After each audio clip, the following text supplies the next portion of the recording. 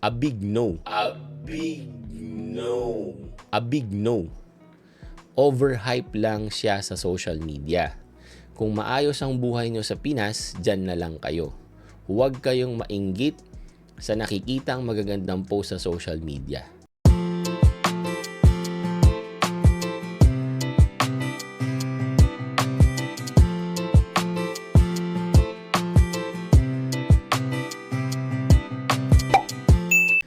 Hello guys, Nardino TV here and we are back with another video. So ngayon guys, medyo masakit ang aking lalamunan kaya ito medyo nag-aano tayo, ginger, no? Kasi nagkasakit nga yung isang anak ko, no? Dito sa amin, pag nagkasakit ang isa, sigurado yan, 90% or 99% magkakasakit kami lahat. Sunod-sunod na yan. So, a few days ago, nagkasakit yung isang anak ko. Inuubo, sipon, makati yung lalamunan. Okay? So, ngayon, pagkagising namin, yung asawa ko naman, no? Plus ako. Ayan, medyo nangangati na yung aking lalamunan. Pero wala pa akong sipon, tsaka ubo, no? So, ngayon, nagtitilang tayo, bawal ang kape. But anyway, ang pag-uusapan natin ngayon guys or pagkikwentuhan natin ngayon, of course, syempre, sa buhay Canada pa rin natin dito, di ba? So, meron tayong isang nakita sa Blue App. Okay? So, i-share ko sa inyo yung tanong niya, no? Ang question niya guys is it still possible or practical to apply for student visa in Canada for PR? Salamat. Okay? So, ayun guys in-incorporate niya yung student pathway sa pagiging permanent resident. So, nakaka-relate tayo dito kasi ganun ang nangyari sa atin, no? Naging opportunity sa amin ang student visa para maging PR kami dito sa Canada. Okay? So, meron na tayong mga past na mga videos about that one. I-check nyo na lang, no? Sinabi ko naman doon, talaga merong pros and cons yan. Oh? Hindi yan instant success. Wala rin yan kung ano yung manner, kung paano mo pinasok ang Canada. Whether gumamit ka ng consultant or DIY, depende talaga yan guys. Hindi yan pare-pareho, no? Kaya nga dito sa Canada guys, magkakaiba tayo ng journey.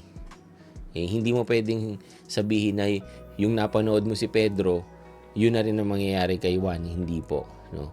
Pero i-share ko sa inyo guys yung mga key points, no? Magiging successful ka lang or malaki yung chance mo na maging successful dito sa Canada. Number one is kung lahat ng gagastusin mo, right? Tuition fee, cost of living, proof of funds is hawak mo na talaga. Nasa savings account mo, readily available for you. Meron ka pang buffer na 6 months to 1 year, right? That's number one. Number two, yung program na kukunin mo is related doon sa mga pangangailangan ngayon ni Canada. Check nyo na lang yan kasi each provinces, we have 10 provinces here in Canada. I-check nyo na lang kung ano yung mga pangangailangan ng bawat province. Kung pasok ba yung skill set nyo or yung pag-aaralan nyo na program is pasok ba doon. No? Dapat yun related talaga guys para maging smooth yung pagkuha nyo ng student visa plus after nyong matapos yung program. Kasi sigurado na meron kang papasukan na trabaho at magagamit mo yon sa iyong pag-apply ng permanent residency. Number 3, dapat guys, yung tatapusin nyo na program is meron talagang pathway or related doon sa mga pangangailangan ng isang province para makapasok kayo sa provincial nominee program. Okay? And yung last but not the least, kung kaya nyo guys, kung meron kayo ditong mga kamag-anak, no? Kung meron lang naman, 'di ba? Tumira muna kayo doon, no? Baka kasi makalibre kayo ng renta, 'di ba? Or kung hindi man kayo makalibre, hindi ganoon kataas yung renta kasi guys, napag-usapan natin 'yan na isa or ang number one na talagang kakain ng inyong savings dito sa Canada is yung renta. So at least kung meron kayo ditong kamag-anak na pwedeng tumulong sa inyo kahit papaano, medyo hindi kayo mahihirapan at makakatulong talaga yon sa inyong cost of living dito. Okay? So kung lahat yon may check, malaki na yung opportunity mo or yung chance mo na maging permanent resident talaga dito gamit ang student visa papunta dito sa Canada. Okay? Pero guys, hindi yan ang pagtutuunan natin ng pansin, no? Ang pagtutuunan natin ng pansin is yung nag-comment doon sa post na yan. So ito yung sagot niya doon sa nag-post, no? Ang sabi niya rito, a big no. Overhype lang siya sa social media. Kung maayos ang buhay nyo sa Pinas, dyan na lang kayo. Huwag kayong mainggit sa nakikitang magagandang post sa social media. Hihimayin natin yung mga sinabi niya kasi parang merong 3 points doon eh. Okay? So number 1, ang sabi niya, overhype lang siya sa social media. Okay?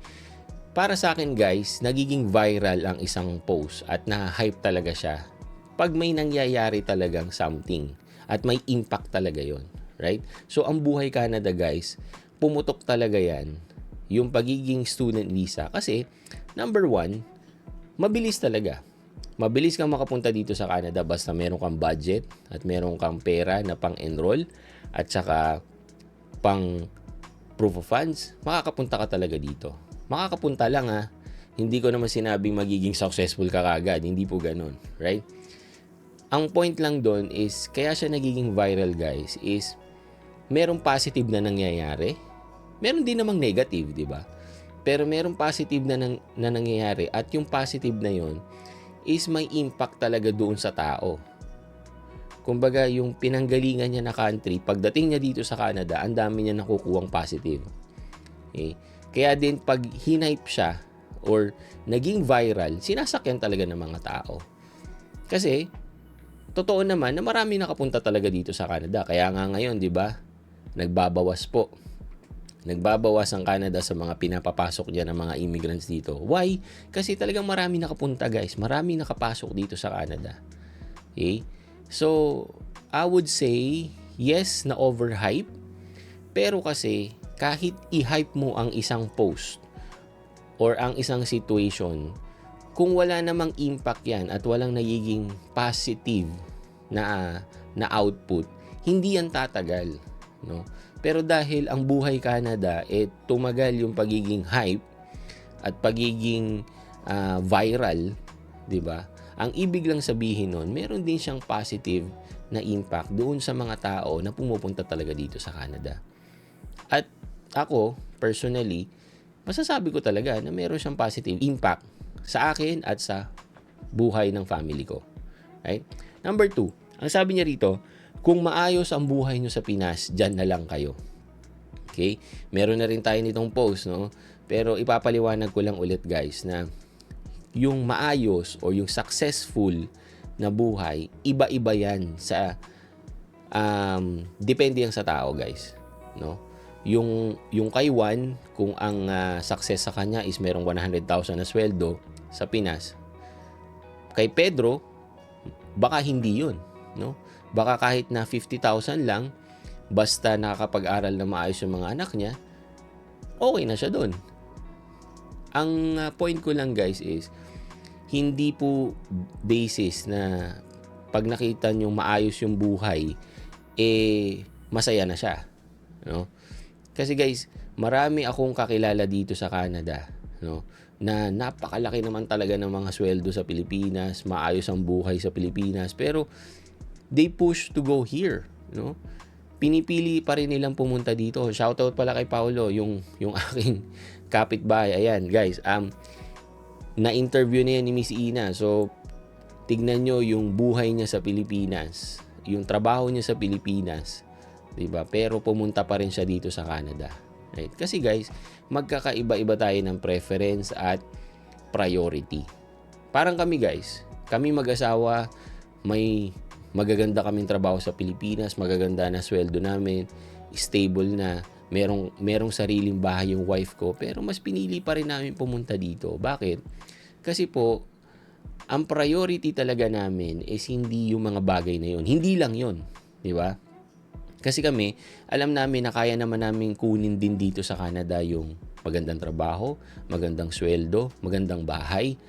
Pero yung isa is yung future ng mga anak namin. No? Yung exposure nila doon sa mga magagandang opportunity, yun yung hindi namin nakikita sa Pilipinas. Kaya kami pumunta dito sa Canada. Okay? So, yan yung point number 2 niya, no? So, again, nasa sa inyo yan, guys. No? You need to analyze yourself. Ano ba yung goal nyo muna bago kayo umalis ng Pilipinas? No? At saka, kung meron kayong magandang situation sa Philippines, like you have a very good job, high paying salary, or meron kayong sarili ng bahay, ang tanong nyo lang sa sarili nyo, guys, kaya nyo bang bitawan yan? Kaya nyo bang iwanan yan? No? Palabas ng bansa. Kasi pagpunta nyo rito talaga sa Canada, no? Completely, bagong buhay to, guys. No? Kaya kailangan yung pag-usapan, kailangan mong tanongin yung sarili mo, talaga bang ready kang pumunta dito sa Canada at iwanan lahat sa Pilipinas kung ano yung meron ka. Right? Number 3, ang sabi niya dito, huwag kayong mainggit sa nakikitang magagandang post sa social media. Alright? Personally, guys, yung social media account ko kasi, yung personal ko na account, no, sa totoo lang, ang pinopost ko doon is talagang mga positive. No? Kasi guys, kung mapapansin nyo sa Blue App, di ba? Nire-remind kayo every year, every 5 years, every 10 years, 15 years, di ba? Nire-remind kayo yung post nyo on the same date. 10 years ago, 5 years ago. Right? Gusto mo ba na ang ipapaalala sa'yo ng social media mo is yung mga malulungkot na araw mo? Di ba? I get the point na natututo tayo doon, 'di ba? Pero para i-post ko pa sa social media, I don't see the reason and value of it. 'Di ba? Tsaka kasi yung mga ganyan, kung meron kayong issue at meron kayong problema sa sarili, sa family, sa asawa, sa anak, para sa akin hindi na kailangan i-post yan sa social media, no? Kasi that is something personal. Hindi lahat po kailangan nilalagay sa social media. No? Kung meron kayong problema at inilagay nyo sa social media, hindi naman lahat makakatulong, guys. Baka nga mas magkakaroon ka pa ng issue kapag nag-post ka sa social media. Kasi guys, yung mga magko-comment doon, hindi kayo kilala. Hindi ka kilala, pati yung family mo, yung buhay mo, hindi nila alam. So, rather than posting those drama, di mag-post ka lang ng something positive. Kaya nakikita ko rin, ang dami talagang nagpo-post dito sa social media ng buhay Canada nila na masaya. Kasi yun naman talaga dito, guys, masaya naman talaga, no? Pag nagkaroon ka ng magandang opportunity dito, kumikita ka na maganda, kasama mo pa yung family mo, ano pang reason mo para malungkot, 'di ba? I-enjoy mo na lang yung paninirahan mo dito, makakakita ka ng maraming magagandang bagay dito sa Canada. At syempre, gusto nating i-post yun sa social media para nire-remind tayo, no, na ganito pala yung nangyari sa amin 2 years ago, 5 years ago, di ba? And for me, okay yun, no? Yung inggit, guys, nasa tao na yan, no? Kasi yung mga nasa social media, guys, whether sa Blue App yan, dito sa YouTube, gawin yung reference, no? Huwag kayong mainggit. Kasi yung karera niya, guys, is magkaiba rin sa karera nyo.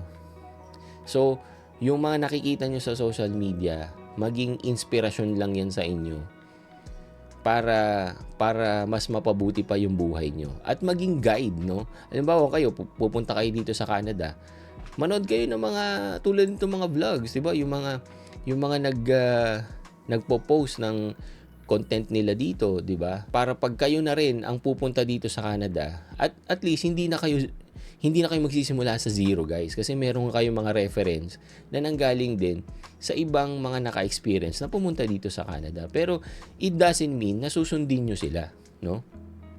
Nasa sa inyo pa rin. Depende sa structure ng family nyo, sa situation nyo, sa mga experiences nyo, doon kayo dapat magbe-base. Isa lang ang social media para sa inyong reference at guide kung kayo man ay may gagawin na napaka-importanteng bagay sa buhay nyo. Okay? So, yun lang, guys. Yun yung aking comment dito, no? Dito sa ating Buhay Canada, sa mga nangyayari dito sa Canada. At the end of the day, kayo pa rin na magde-decide kasi buhay nyo yan. Okay? So, yun lang, guys. Thank you for watching and see you on my next video. Peace, guys.